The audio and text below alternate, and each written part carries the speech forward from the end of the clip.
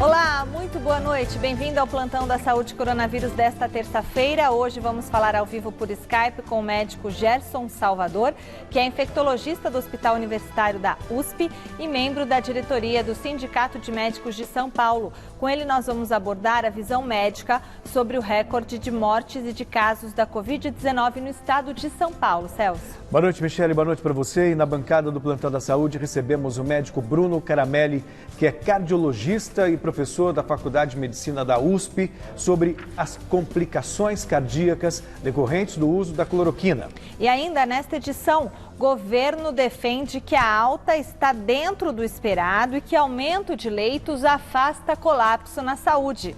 Pesquisa conclui que células de vias respiratórias têm mais portas de entrada para o novo coronavírus e reforça a importância das máscaras. E também, depois de viverem o pior da pandemia, países se adaptam ao novo normal. Tudo isso logo depois de um rápido intervalo. Não perca. Até já. Estamos de volta e vamos ao nosso telão da saúde ver como está a atualização dos casos do novo coronavírus no país e no estado de São Paulo. Até a última atualização feita pelo Ministério da Saúde, ontem à noite, o Brasil registrava 29.937 mortes e 526.447 casos.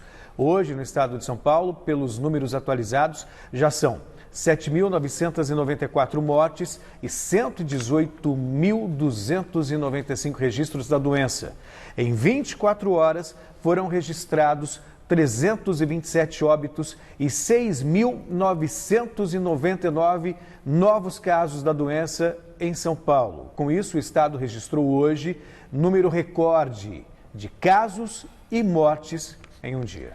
Ao mesmo tempo que se discute a retomada da economia, o estado de São Paulo registrou hoje o maior recorde desde o início da pandemia no número de mortes e também de casos de Covid-19.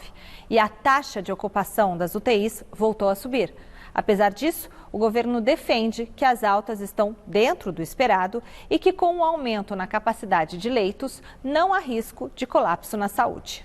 Também foi anunciado hoje o repasse de respiradores a municípios da região metropolitana e da Baixada Santista. O repórter Marcelo Basségio acompanhou a coletiva no Palácio do Governo. Acompanhe. Segundo o governo, as 327 mortes nas últimas 24 horas decorrentes da Covid-19, batendo o recorde anterior de 324, que aconteceram em 19 de maio, apesar de altas, não são dados alarmantes. O dado diário, ele representa um período anterior. E, classicamente, se você olhar nas curvas, as informações de sexta, sábado e domingo, elas sempre são menores.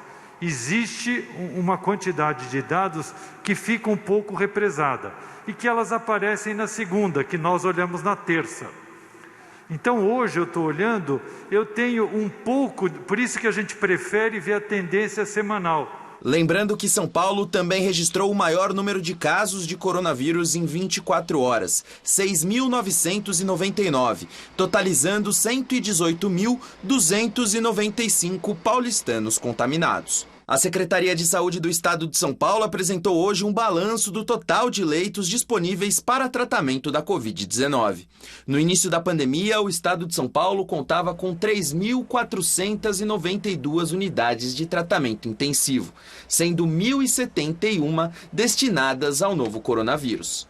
Desde então, São Paulo implantou mais 3.622 leitos exclusivos para a Covid-19. E de acordo com o secretário de Saúde do governo, José Henrique Germann, o estado ainda tem capacidade para instalar em junho outros 1.604, o que totalizaria 6.297 UTIs. O governo também anunciou o repasse de respiradores a municípios da região metropolitana e Baixada Santista, que se enquadram na fase vermelha do plano de retomada gradual da economia, a que exige maior atenção por parte do governo.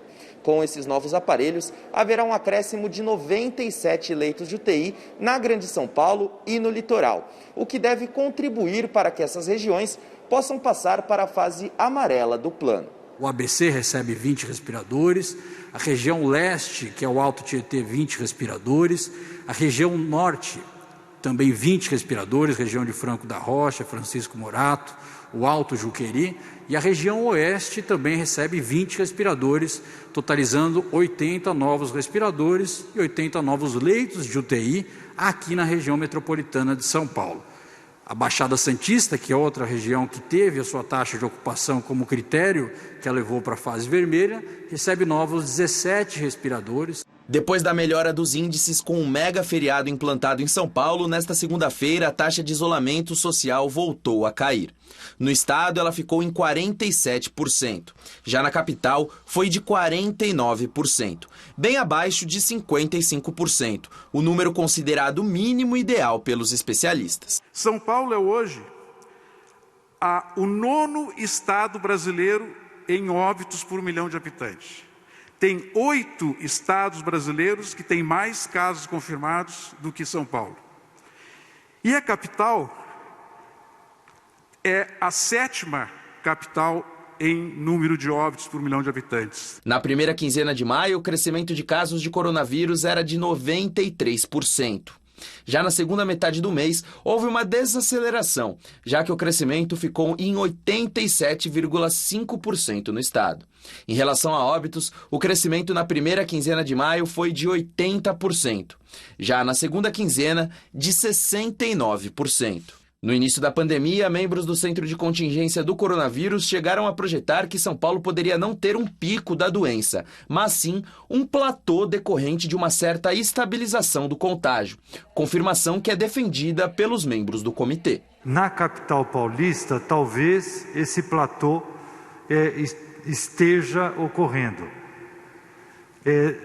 Na porção da grande São Paulo e algumas regiões do interior, provavelmente esse número ainda pode vir a aumentar. Acho que nós conseguimos achatar a curva, né?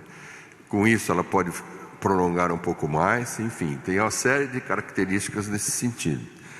Mas acho que nós estamos indo no caminho correto. A Fundação Oswaldo Cruz, a Fiocruz, enviou nota ao Ministério Público do Rio, alertando sobre os riscos do plano de flexibilização social na cidade, posto em prática hoje pelo prefeito Marcelo Crivella, do Republicanos. Segundo a Fiocruz, a capital e outros municípios da região metropolitana do Rio ainda apresentam dados de contaminação acima do esperado e com tendência de alta, cenário que, segundo a Fundação, pode facilitar a difusão do vírus também em direção ao interior do estado, além de sobrecarregar os serviços de saúde. Já o governador Wilson Witzel, do PSC, decidiu prorrogar a quarentena no Rio de Janeiro até pelo menos dia 15 de junho. Pelo decreto, estão mantidas as restrições para o uso do transporte público intermunicipal e de pontos turísticos que permanecem fechados, bem como escolas, shoppings e academias. E vamos falar ao vivo com o repórter Osmar Garrafa, que está no Hospital de Campanha do Anhembi. Tem atualização da situação dos leitos por lá e também nos demais hospitais do tipo na cidade. Boa noite, Garrafa. Boa noite, Michele. Boa noite, Celso. Boa noite a todos. Falamos aqui do Hospital de Campanha do AMB, fechando o mês de maio, iniciando o mês de junho. A gente observa nos últimos dias, Michele, praticamente a manutenção do número de pacientes internados. Não houve uma alta nos hospitais de campanha, um equilíbrio do que vinha acontecendo no final do mês. É bem verdade que nós tivemos um óbito no último sábado e aumentou, então, o número de óbitos nos hospitais de campanha. São 32 agora no total. A Anhembi, 25 mortes até agora. No Ibirapuera foram 2 mortes, Heliópolis 2 óbitos e no Pacaembu 3 óbitos. E no mês de maio, a Pacaembu e a Anhembi complementaram a informação de que 3.599 altas, uma informação importante, o número de altas acumuladas nos 2 hospitais que são administrados pela Prefeitura de São Paulo. Vamos à atualização dos 4 hospitais de campanha aqui na cidade de São Paulo. Anhembi, 1.800 leitos, ocupados 430. São 413 pacientes na área de enfermaria, são 17 na ala de estabilização, a semi-UTIs, ou seja, 23% de ocupação. Transferências para hospitais com casos agravados foram 8, altas 34 e óbitos nenhum no último boletim. No Pacaembu, 200 leitos, ocupados 108, pouco mais de 50% da capacidade. Em enfermaria, são 100 pacientes, nas alas de estabilização são 8 pacientes, 50%, no Pacaembu são 16 semi-UTIs, transferências com casos agravados foram 6, altas 23 e óbitos nenhum. No Ibirapuera, hospital administrado pelo Estado, 268 vagas com 191 internados. E no Heliópolis, com 268 leitos, são 93 pacientes internados neste momento. Michele e Celso. E assim, bom a gente lembrar que nos hospitais de campanha são pacientes de média e baixa complexidade. Sim. O Procurador-Geral da República, Augusto Aras, enviou hoje ao Supremo Tribunal Federal parecer favorável ao pedido da Polícia Federal para prorrogar o inquérito que apura a suposta interferência do presidente Jair Bolsonaro na instituição. Vamos ao vivo falar com a repórter Sabrina Pires, que tem mais informações. Boa noite, Sabrina. Celso, Michele, boa noite a todos. Olha, o Procurador-Geral da República, Augusto Aras, concordou com o pedido feito pela Polícia Federal de prorrogar por mais 30 dias o inquérito que investiga o presidente Jair Bolsonaro, supostamente por interferência à Polícia Federal. Esse inquérito começou no mês passado com a denúncia do ex-ministro da Justiça, Sérgio Moro. Essa discussão sobre a interferência na Polícia Federal tem principalmente como cargo a superintendência da Polícia Federal no Rio de Janeiro. O ministro do Supremo Tribunal Federal, relator do caso, Celso de Mello, ele vai decidir então nos próximos dias se realmente esse inquérito será prorrogado. Isso porque ele tinha pedido um parecer à Procuradoria-Geral da República e agora recebeu essa informação do procurador confirmando e concordando com essa prorrogação. No âmbito desse mesmo inquérito, o ministro Celso de Mello hoje arquivou o pedido de apreensão do celular do presidente Jair Bolsonaro e do filho dele, o vereador Carlos Bolsonaro. O presidente havia insinuado que se a decisão do ministro fosse em pegar o celular dele como prova nesse inquérito, ele não daria. Na decisão de hoje, o ministro mandou recados a Bolsonaro. Disse que se ele não cumprir uma medida judicial, como, por exemplo, se fosse determinado dar o celular, ele poderia até ter que passar por um processo de impeachment, porque não cumprir uma medida judicial no caso de um presidente é crime de responsabilidade. Voltamos ao estúdio. Obrigada, Sabrina. O município de Mauá, na região do Grande ABC Paulista, está com a capacidade dos leitos de UTI em 90%. Mesmo assim, a prefeitura defende que não irá faltar atendimento a pacientes na cidade, que registrou mais de 1.020 casos e 59 mortes pela Covid-19. Vamos ver isso com Luciano Penteado. O município de Mauá, no Grande ABC Paulista, na região metropolitana, tem atualmente 470 mil habitantes e está no grupo de cidades definidas pela cor vermelha, de acordo com o governo do estado. Ou seja, só o comércio essencial está funcionando. Aqui no centro, muitos comerciantes continuam com as portas fechadas desde o início da pandemia.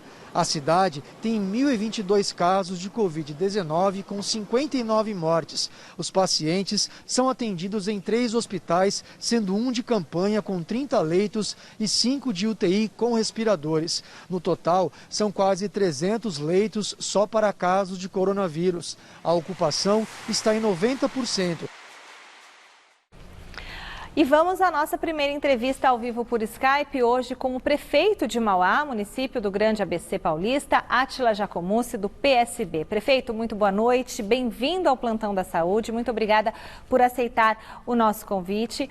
Nós acabamos de ver aí na reportagem do Luciano Penteado que a ocupação dos leitos em Mauá está em 90%. E a minha pergunta para o senhor é a seguinte: o senhor não vê esse dado como um risco para aderir à flexibilização na cidade? Em primeiro lugar, boa noite, Celso, boa noite, Michele. A gente fica muito feliz de estar aí com a TV Gazeta e puder explicando e também atualizando os números da cidade de Mauá. A gente vem fazendo todos os esforços aqui na nossa cidade, inclusive não foi só a ampliação dos leitos no Hospital Nardini, que é o nosso hospital municipal aqui da nossa cidade, onde hoje nós temos 59 leitos de especialização ao combate do coronavírus, sem falar também do nosso hospital de campanha hoje, que totaliza 30 leitos. Hoje, como você disse, nós estamos aí com 90% de ocupação, mas também estamos preparando também e já finalizamos o credenciamento também com o Hospital Vital, aqui da nossa cidade, para que a gente possa ampliar os leitos, para atender não só também pessoas que são vítimas do Covid-19, mas também das outras enfermidades. Nós estamos trabalhando também num trabalho também de forma responsável também, para que a população possa aderir o uso de máscaras. Inclusive a cidade de Mauá distribuiu quase 450 mil máscaras para toda a população da cidade, inclusive foi a primeira cidade. Como você pode ter visto, o jornalista que cobriu o centro da cidade, a primeira cidade que instalou lavatórios públicos nos locais de alto fluxo, e também estamos preparando aqui a chegada de 10 novos leitos com respiradores dentro dos próximos 10 dias no nosso Hospital Nardini. Além de tudo isso, devemos aí iniciar também a testagem em massa, para que a gente comece a preparar o início da flexibilização comercial da cidade. Prefeito, boa noite, seja bem-vindo ao Plantão da Saúde. Sei que o senhor segue, aliás, até uma orientação do próprio governo do estado, mas a gente tem acompanhado há mais de 2 meses nesse programa, ouvindo médicos especialistas, acompanhando o que está acontecendo no mundo, e todas as cidades que foram afetadas pela Covid-19 começaram a flexibilizar o isolamento social quando teve queda no número de casos e mortes. O que a gente vê ainda em São Paulo e na região também do Grande ABC é os casos em ascensão. O senhor realmente se sente confortável com essa flexibilização, uma vez que mesmo que futuramente voltem atrás na questão do isolamento, são vidas que são perdidas? Em primeiro lugar, você colocou de forma muito inteligente, Celso. Hoje não existe um protocolo para que a gente possa ser efetivo no combate do coronavírus. O que aconteceu foi uma decisão tomada pelo governador, João Dória, onde iniciou a flexibilização na capital. O que nos deixa temerário, e eu até coloquei para o secretário Vignoli, quando nós estivemos no Palácio dos Bandeirantes, saem da cidade de Mauá aqui para trabalhar diariamente na capital paulista quase 100 mil pessoas, usando trem e ônibus. Essas pessoas, com a flexibilização da capital, elas poderiam atrair para a cidade de Mauá uma linha de contaminação da capital. E isso que nos deixa de forma temerária. Naquele momento até, nós sugerimos ali, com temor aí da flexibilização na capital, e agora nós estamos acompanhando justamente a curva de contaminação. Hoje, o secretário de Saúde acabou de dar uma entrevista, acabamos de assistir aqui pelo seu programa, da estabilização do alinhamento da curva, que ainda não pode ser dito de forma efetiva. Hoje o Grande ABC ainda nós estamos em ascensão na curva, mas o nosso medo são as pessoas que saem de Mauá, de Santo André, para trabalhar na capital. Elas podem atrair a doença para a região do ABC. E os níveis no ABC eles não vão tender a cair, vão sempre tender a crescer. Então, acho que é um importante momento também do governador rever novos protocolos, para que a gente não tenha casos sucessivos de aumento aqui do coronavírus e nós podemos entrar no blackout de leitos aqui na nossa cidade. Prefeito Átila, então qual será o plano de reabertura gradual do comércio e dos demais serviços aí em Mauá que o senhor tem em mente? Em primeiro lugar, nós estamos acompanhando hoje, em Mauá está no setor vermelho, como todo o ABC. Nós conseguimos, junto ao governador aqui, a subdivisão dos RAS, da região metropolitana. Hoje os RAS são distribuídos em 6 regiões, o ABC é uma delas. Estamos aguardando a posição, principalmente de forma responsável, da Secretaria de Saúde, a ajuda também do governo do estado para a ampliação de leitos de UTI, até porque Mauá, Michele, não atende só a cidade de Mauá, nós atendemos Ribeirão Pires e Rio Grande da Serra, outras cidades vizinhas, porque o Hospital Nardini é referência. O que nós estamos aguardando aqui? A ampliação dos leitos de UTI, que nós devemos estar fazendo aí, através de investimento municipal. Nos próximos 10 dias, nós devemos ampliar mais 10 leitos no Hospital Nardini e aguardando também a chegada de novas aberturas de novos leitos do governo do estado. Com esses números e de forma confortável e a estabilização da curva crescente de linha de contágio, aí sim nós vamos iniciar, principalmente de forma responsável a flexibilização. Mas o que nós pedimos aqui no ABC é que a gente tenha uma autonomia para que a gente possa reabrir o comércio, né, diferentemente, né, com uma autonomia, para que cada cidade tenha essa autonomia para que possa abrir o comércio de forma responsável e os setores que menos vão afetarão. Muito obrigada ao prefeito de Mauá, o senhor Átila Jacomussi, do PSB, dando uma entrevista aqui no Plantão da Saúde, explicando como que vai ser essa flexibilização na cidade. Obrigada, viu, prefeito? Obrigado, prefeito. E seja sempre bem-vindo ao Plantão da Saúde. Obrigado, viu, Celso? Obrigado. Valeu. Uma boa noite. Boa noite. Bom, a Prefeitura de Guarulhos informou hoje que a taxa de ocupação de leitos de UTI nos hospitais públicos da cidade, que é a segunda maior do estado de São Paulo, atingiu 100% da capacidade. A Prefeitura diz que vai começar a usar leitos alugados da rede privada para garantir o atendimento dos doentes graves. Pelos últimos números, 293 pessoas morreram vítimas da Covid-19 em Guarulhos. A NASA divulgou hoje pelo site Astronomy Picture of the Day o registro microscópico de uma célula humana sendo atacada pelo novo coronavírus. A imagem foi feita pelo Instituto Nacional de Alergia e Doenças Infecciosas dos Estados Unidos e foi escolhida pela NASA para ser publicada pela relevância do tema. A página divulga diariamente, desde 1995, fotografias de fenômenos astronômicos observados pelo mundo. Segundo cientistas da NASA, pela imagem é possível notar a semelhança do vírus com outros organismos da mesma família, como o SARS-CoV original, que surgiu em 2002, e o MERS-CoV, que apareceu em 2012. E um estudo publicado hoje na revista científica Cell destaca as células de vias respiratórias têm mais portas de entrada para o novo coronavírus. Segundo a conclusão, a SARS-CoV-2 tem passagem mais livre pelas vias superiores, o nariz, e menos nas inferiores, os brônquios e os pulmões. O estudo reforça a importância do uso de máscara, mesmo as caseiras, como barreiras de proteção contra a Covid-19. Como é possível ver na projeção realista feita pelo estúdio Visual Science de animações biomédicas, que nós já mostramos aqui no plantão, a família coronavírus é caracterizada por uma espécie de coroa de espinhos, os spikes. São eles os responsáveis por se ligarem ao ACE2, mais presentes nas vias respiratórias do corpo humano. Assim, eles conseguem passagem na célula para modificar o seu material genético. E a doença se desenvolve pela multiplicação do vírus SARS-CoV-2. Depois do pior da pandemia, o que se espera de melhor é o chamado novo normal. Em alguns países do mundo, essa realidade começa a se desenhar com mais distância e restrições. Adaptações que exigem esforço das pessoas em todos os aspectos da vida, na convivência em família, no trabalho e também no lazer. Vamos ver na reportagem de José Paes.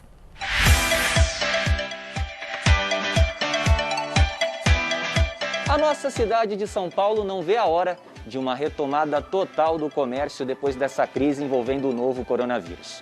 Uma retomada que, é bem verdade, já está acontecendo aos pouquinhos em outros municípios do planeta.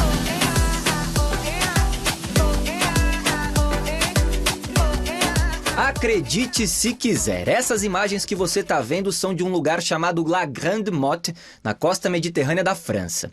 Os cercadinhos já viraram moda nas praias por lá, tudo para manter o bronzeado em dia, mas de olho no distanciamento social exigido pelas autoridades.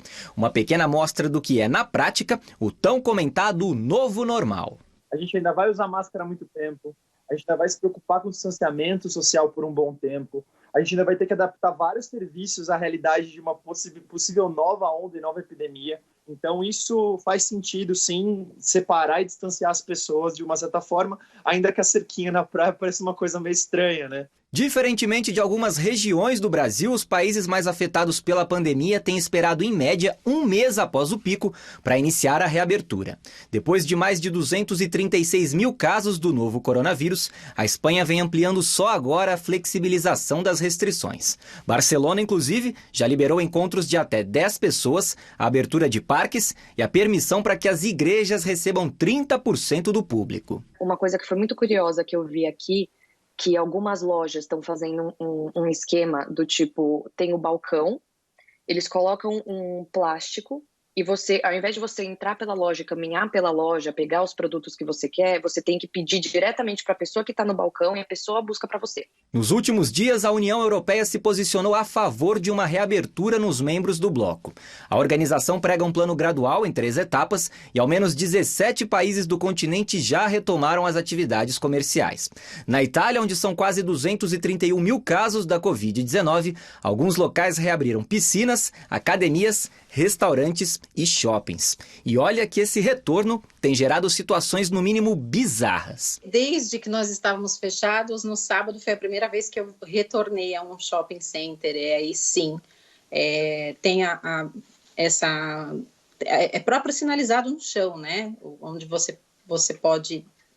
tem uma mão onde você pode ir, uma outra mão que você pode voltar e a gente tem que respeitar esse mínimo de 1 metro. A Paula mora em Wellington, cidadezinha no estado norte-americano da Flórida.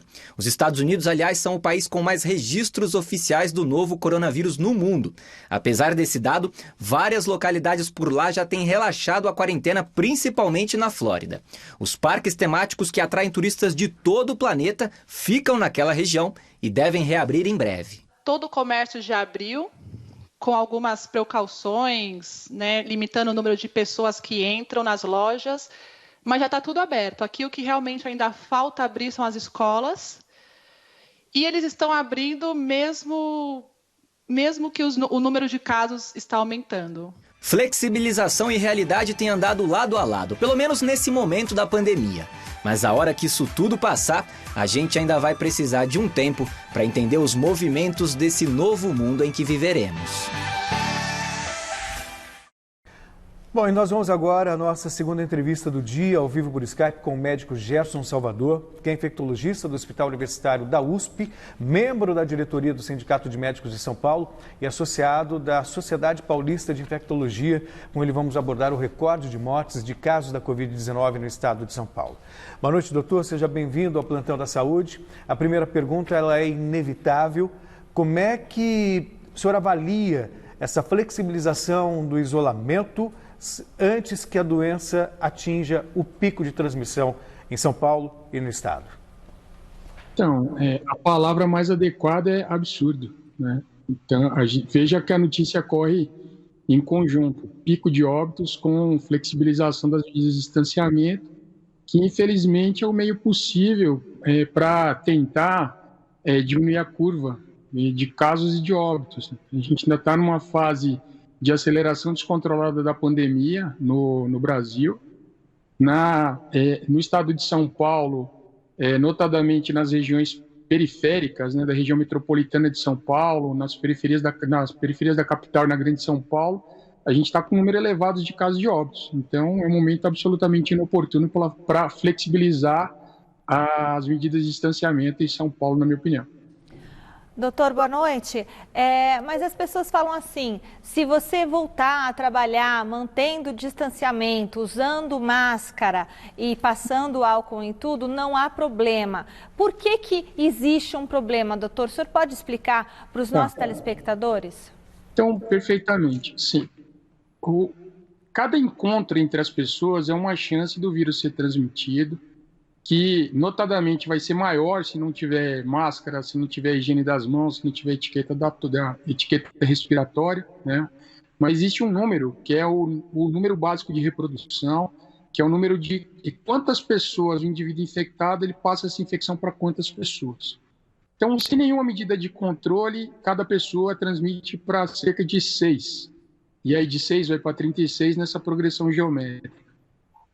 Quando que a epidemia começa a ser controlada? Quando esse número fica abaixo de 1. Então, quando uma pessoa passar para menos de 1, a gente vai passar por um período de desaceleração.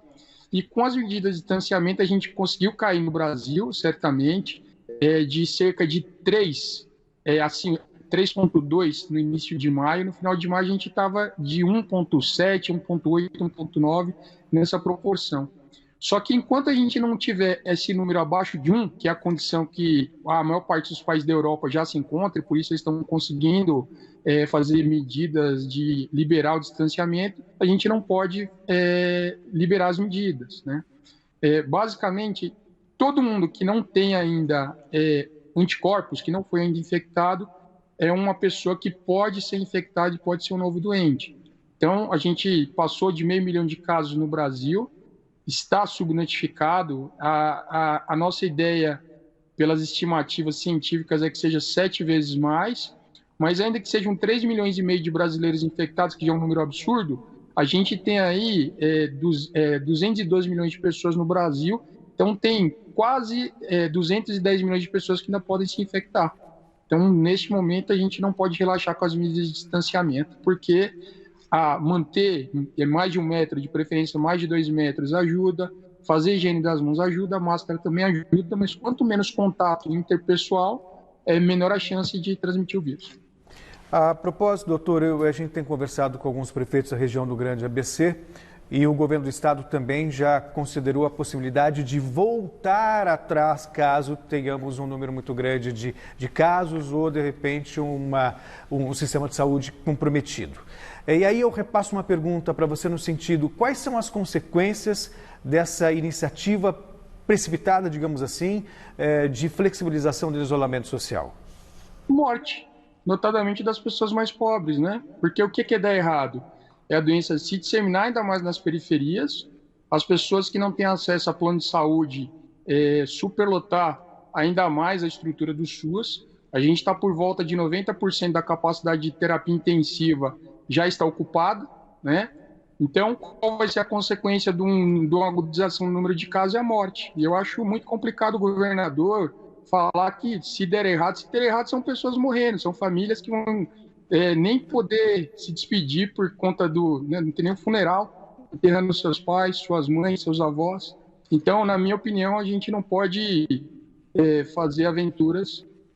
O governo estadual vinha acertando as medidas de distanciamento. A gente entende que tem uma pressão muito grande, as pessoas estão cansadas do distanciamento, claro, isso tem um custo psicológico muito grande, tem um custo econômico muito grande, mas o governo que acertou nas medidas de distanciamento agora erra porque não está observando, né, vinha ouvindo as autoridades sanitárias até então, mas enquanto esse número básico de reprodução não estiver abaixo de 1, e enquanto a gente não tiver uma maior oferta de leitos de terapia intensiva, liberar o distanciamento, vão ser mais infecções e vão ser mais mortes. Então, isso, infelizmente, vai resultar em mortes, principalmente das pessoas mais pobres nas regiões periféricas, e eu gostaria de fazer uma projeção diferente, mas, infelizmente, o que os dados que a gente tem observado me permite estipular. Doutor, o que a gente viu, né, em muitos países foi o lockdown, deles realmente fecharem tudo, somente atividades essenciais funcionando, a pessoa não poderia nem sair na rua. Não seria o ideal aqui no Brasil ter esse lockdown, nem que fosse de 2 semanas, e aí sim iniciar-se uma flexibilização? Tá. Então, a gente tem um desafio aqui no Brasil em relação ao lockdown, que a nossa população é muito mais heterogênea do que na Europa. A gente tem aqui uma grande desigualdade social e tem um grande contingente de pessoas que vivem na informalidade e não conseguem ter meios para sobreviver. Além disso, a gente tem 12% da nossa população que mora em favelas. Então, são cerca de 25 milhões de pessoas. A população brasileira que mora em favelas é maior do que a população de Portugal, por exemplo. Então, a gente tem que ter uma política que restringe o movimento, mas que dê suporte material para essas pessoas, que garanta que as pessoas mais pobres possam ter um atendimento digno. Então, organizando uma política de transferência de renda, o Congresso Nacional já aprovou, o governo federal, infelizmente, não tem feito a política de transferência de renda de uma maneira qualificada, mas garantindo a sobrevivência das pessoas em locais como Manaus, Fortaleza, Recife, São Paulo e Rio de Janeiro. Muito provavelmente um lockdown ajudaria a controlar a epidemia. E, havendo medidas melhores, tanto de distanciamento, de fazer diagnóstico dos casos, de rastrear contactantes, que foi o que deu certo na Coreia do Sul, deu certo na Alemanha, em diversos países, a gente conseguiria controlar, e quando a gente estivesse nessa fase de queda já de número de casos, eventualmente começar a liberação. Então, essa contradição, notadamente com a interferência do governo federal, o presidente da República tem cumprido um papel lamentável, estimulado as pessoas a não acreditarem na gravidade da pandemia, não respeitarem o distanciamento social, tem divulgado tratamentos ineficazes, em absoluto, que até fazem mal. Então, toda essa contradição deixa a gente numa situação de esticar esse tempo, né? A gente poderia, talvez, tendo medidas mais eficazes, ter um tempo menor. Só que a gente não está acertando e está liberando num momento absolutamente equivocado. Muito obrigada, Dr. Gerson Salvador, infectologista do Hospital Universitário da USP, membro da diretoria do Sindicato de Médicos de São Paulo e associado da Sociedade Paulista de Infectologia. Muito obrigada, uma boa noite. Obrigado, boa noite, doutor. Boa noite, é um prazer estar com vocês. Eu só deixar um recado, quem puder permaneça em casa. Observem as autoridades científicas, observem o que as sociedades de especialistas têm falado, porque, infelizmente, esses desencontros do governo, infelizmente, têm impactado na saúde de todo mundo. Um abraço. Muito bom, muito obrigada, doutor. Muito obrigado. Com a maioria das lojas e os shoppings ainda fechados, as compras online ganharam protagonismo em meio à pandemia. Praticamente tudo que é vendido pela internet chega hoje no conforto das nossas casas, graças aos correios, transportadoras ou a entregadores particulares. Profissionais que, na contramão da crise, não param, mas, ao contrário, aceleraram o ritmo de trabalho. Confira com Jonas Campos. O isolamento e as medidas de combate ao novo coronavírus não necessariamente paralisam a vida do consumidor. As compras online, que já vinham movimentadas antes da pandemia, ganharam ainda mais força. A estimativa é de um aumento de 80% até aqui, segundo o fundador e CEO dessa startup, que automatiza a logística das empresas e gerencia todos os fretes. O que o mercado de e-commerce fala é que a gente está vivendo uma Black Friday nesse momento, um período de vendas aquecidas. Por exemplo, roupa e acessório aumentou significativamente. Em segundo lugar, Jonas, o que aumentou são ferramentas e utensílios do tipo faça você mesmo. E em terceiro lugar, o que a gente tem acompanhado aqui na nossa ferramenta é o aumento da venda de bebida, especificamente bebida alcoólica.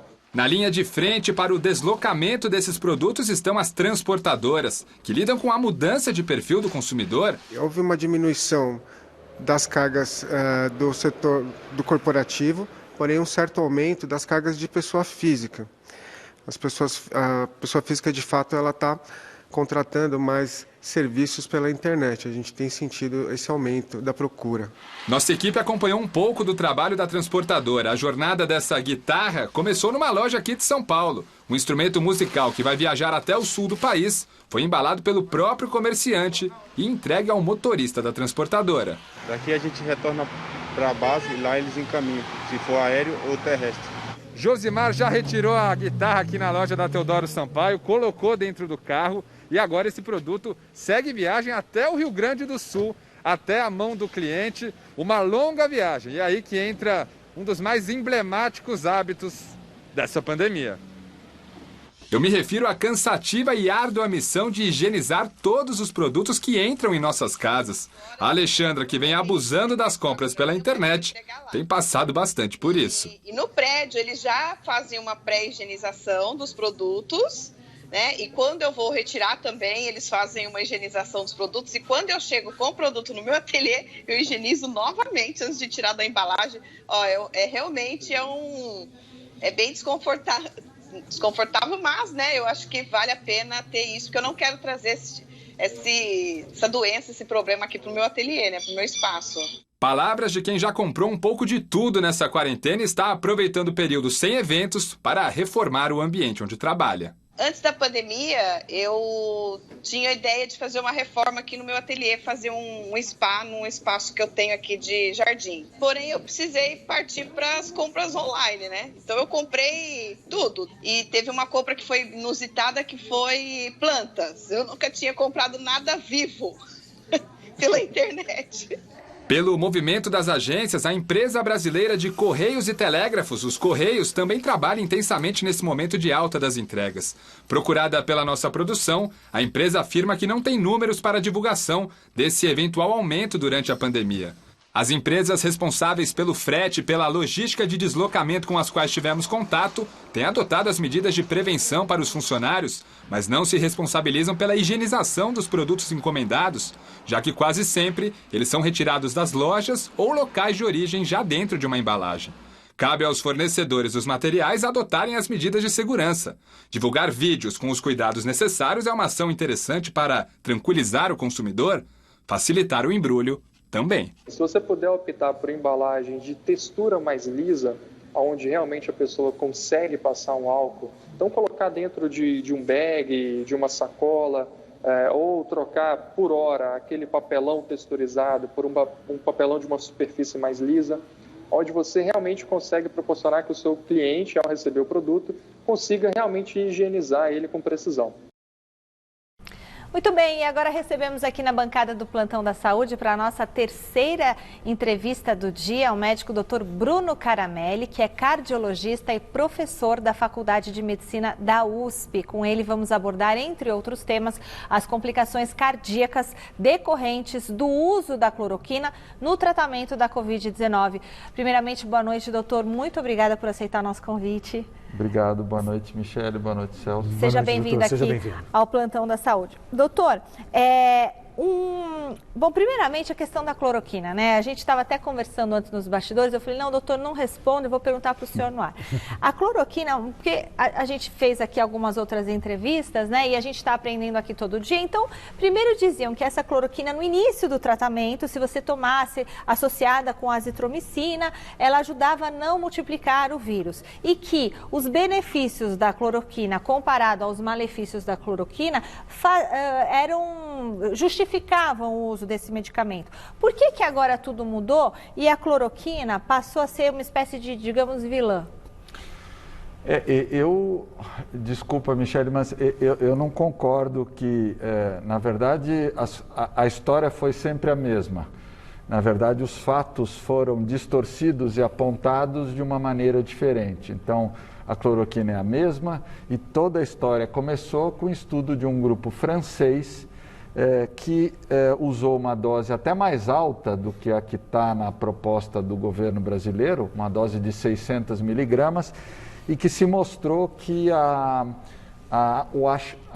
o fato de você achar o vírus no SWAB, que é aquele teste por técnica de PCR, diminuía em quem usava cloroquina.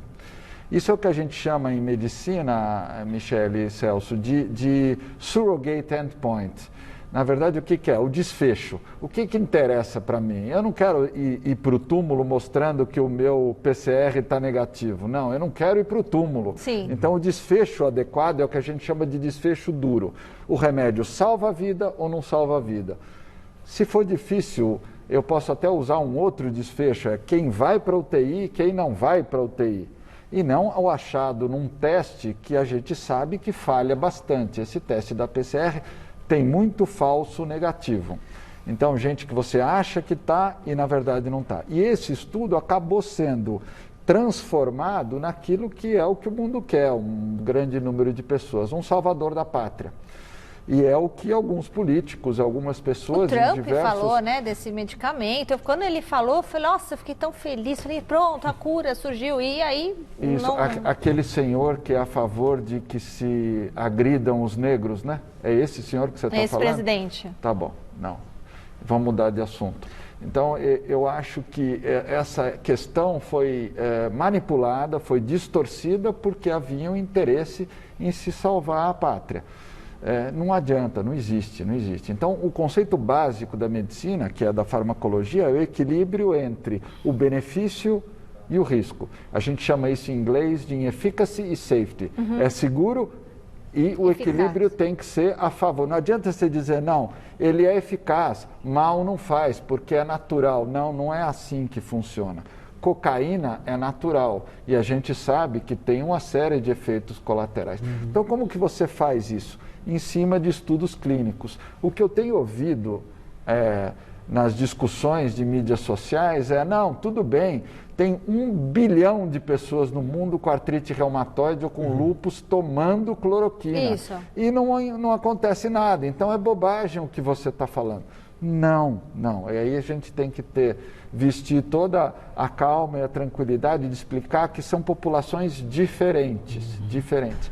A população que tem Covid, vocês mesmos, o povo sabe, todos são pessoas, muito mais para mim do que para vocês, mais de 60 anos, com comorbidades, que são hipertensos, diabéticos, que têm doença cardíaca, que são diabéticos e que estão com uma doença infecciosa inflamatória. Todas essas características que eu estou colocando mudam a atividade elétrica do coração. Isso está documentado, existe isso. Então, são estas pessoas que vão ter maior risco, que isso não é a mesma coisa na população que tem lúpus, que tem artrite reumatoide e que também toma cloroquina e deve continuar, porque existem estudos e que equilibram que o benefício justifica o risco. Na Covid não existe esse estudo. Nossa, finalmente eu entendi. A propósito, doutor, o ex-ministro Mandetta, ele foi demitido pelo governo federal justamente porque ele era contrário ao protocolo da cloroquina. E quando ele tentou explicar os efeitos da cloroquina no coração, ele virou até meme na internet devido à falta de familiaridade com o tema cardiologia, que é a sua especialidade. Então, quais são as consequências, por exemplo, que tem gente que compra cloroquina no mercado negro, acha que se tomar não, antes vende vai na evitar. farmácia, vende na então, farmácia. aí eu pergunto, quais são os efeitos colaterais que podem prejudicar o coração ao utilizar a cloroquina de maneira assim? Então, eu vou explicar tentar explicar qualquer coisa, você me pergunta se eu tiver que repetir ou detalhar. Mas é assim, o coração você tem a sístole e a diástole. Os dois fenômenos, a contração e o relaxamento, são elétrico-dependentes, não é simplesmente relaxar. Existe um pulso elétrico que faz o coração se contrair e se relaxar. Isto é organizado, quer seja por Deus ou por Darwin, em quem você acreditar, foi ao longo de milhões de anos que esse é o mecanismo mais avançado e que funciona melhor. Mas existem situações em que podem acontecer que a contração e o relaxamento se fazem de uma maneira anômala. Isto é a definição mais genérica do que é uma arritmia cardíaca, que você tem arritmias benignas e malignas. Alguns remédios, e não é só a cloroquina, eu não sou o inimigo número 1 da cloroquina, a azitromicina também faz isso. Se você juntar os dois na mesma população, aumenta mais o risco. Uma doença infecciosa, uma inflamação, qualquer outra situação, o diabetes, a pressão alta, são situações que prejudicam predominantemente a fase do relaxamento, que é o que a gente chama o nome elétrico para isso é a repolarização ventricular. Então, um impulso elétrico que devia caminhar naquela direção acaba fazendo um circuito tortuoso e pode gerar uma arritmia cardíaca que pode ser fatal. Então, a minha área de interesse em pesquisa na universidade é a interface entre a cardiologia e outras doenças. Então, se você me perguntar, Celso, se eu já vi arritmia em pessoas com lúpus tomando cloroquina, já vi. Mas eu tenho 60 anos. Eu vi 2 ou 3 vezes na minha vida. Eu sou formado há 36 anos.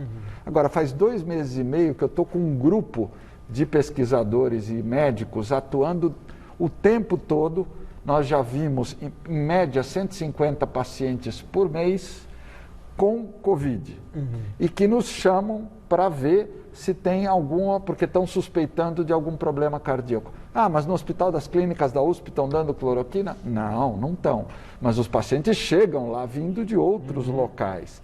Então, eu já vi, em 2 meses e meio, 3 casos de arritmia grave, o mesmo número que eu vi em 36 anos. Nossa. Isso é para poder... Eu não estou aqui, eu sou um caso só, mas foi isso que me chamou a atenção, junto com as outras informações que eu falei antes, que isso pode ser uma tragédia anunciada. Por isso que eu sou contra se dar esse medicamento.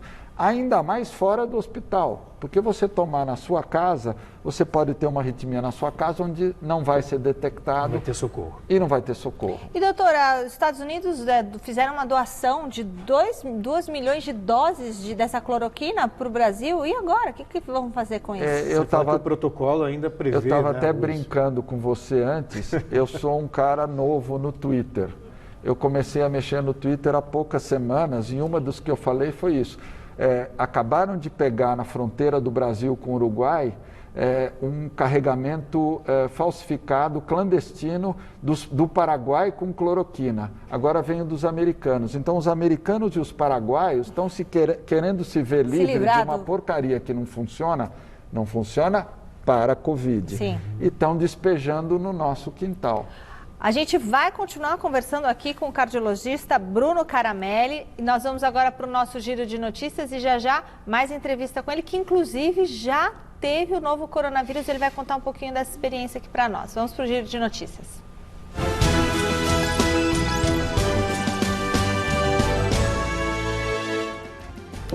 Tivemos um desdobramento inesperado após o resultado positivo do teste para o novo coronavírus realizado pelo meio-campista Juan Casares, do Atlético Mineiro. O jogador equatoriano foi denunciado por vizinhos por promover festas na casa onde mora no município de Lagoa Santa, na região metropolitana de Belo Horizonte. E agora todos os convidados das confraternizações receberam recomendação de isolamento. Casares chegou a ser autuado por fiscais e deve ser multado pela vigilância sanitária com a pena máxima, R$130 mil, já que é reincidente, segundo o diretor de regulação urbana do município. De acordo com a prefeitura, foram 3 as comemorações promovidas pelo atleta no condomínio, a terceira no último sábado, um dia antes da confirmação de que estava com Covid-19. Brincadeira. Isso que é consciência.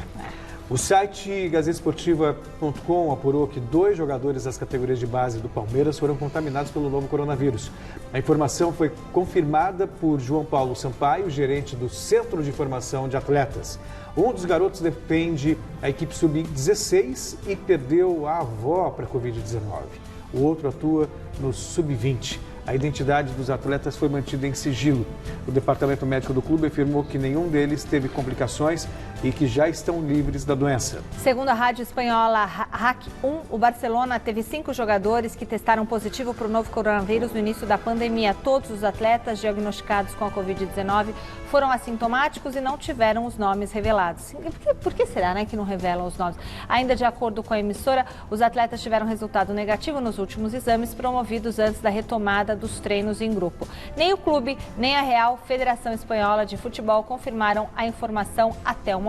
O Comitê Olímpico Brasileiro lançou nesta segunda-feira uma iniciativa para tentar minimizar os impactos econômicos provocados pela paralisação das competições, um programa de apoio financeiro de R$7 milhões para as confederações das modalidades, com um aporte de, no máximo, R$200 mil para cada entidade.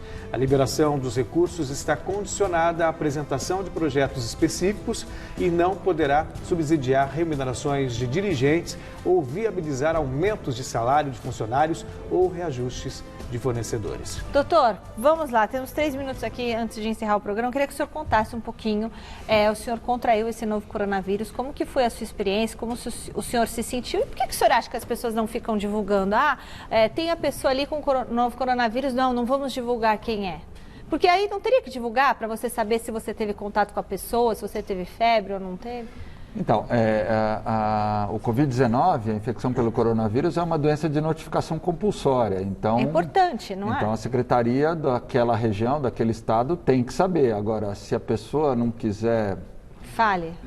que fale, é um direito delas. Mas, enfim, acho que a gente podia abrir um outro programa de saber por que as pessoas foram para a maldita festa de Itacaré, quando que já ninguém fala mais dessa história, ou por que esse jogador de futebol faz a festa, ou por que ontem no Rio de Janeiro a polícia fez uma festa e ainda bateu numa moça, numa médica.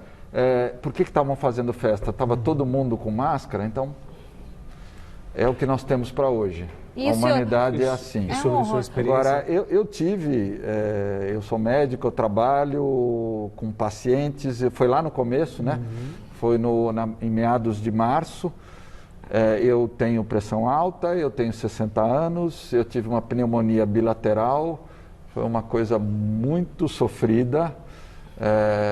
Eu emagreci 3 quilos, não conseguia comer nada, absolutamente nada. E foram febre, dor de cabeça diária, dormia 13, 14 horas por dia, que era o único momento que dava um alívio. Foi realmente uma experiência. O senhor chegou a ficar internado? Eu não precisei internar, bateu na trave, eu moro bem perto do hospital, meu filho é grande, dirige, poderia levar no carro. Cheguei a convidar o presidente Bolsonaro para vir em casa para eu lhe dar um abraço, já que era uma gripezinha, mas ele não quis. E eu fiquei em casa e não tomei cloroquina. Não tomou? Não. Tomei capelete em brodo. Isso, depois faça a receita. Agora, doutor, a gente está no finalzinho do programa, temos um minutinho. Eu queria que o senhor fizesse alguma consideração sobre essa flexibilização, uma pressão econômica muito grande, quando a gente ainda sequer chegou no pico da doença. Como é que o senhor avalia isso? Eu gostaria de pedir a permissão para deixar uma mensagem para que as pessoas pensem. Por favor. No Brasil, nós tivemos um fenômeno que é um reflexo da nossa desigualdade social. Nós tivemos uma alta inicial, que era do pessoal que trouxe o vírus de fora. Estabilizou e agora sobe de novo. Então, para o pessoal que estava no primeiro pico, o pessoal de uma classe social, das classes sociais mais abastadas, poderia estar na hora de abrir. Para o resto, não.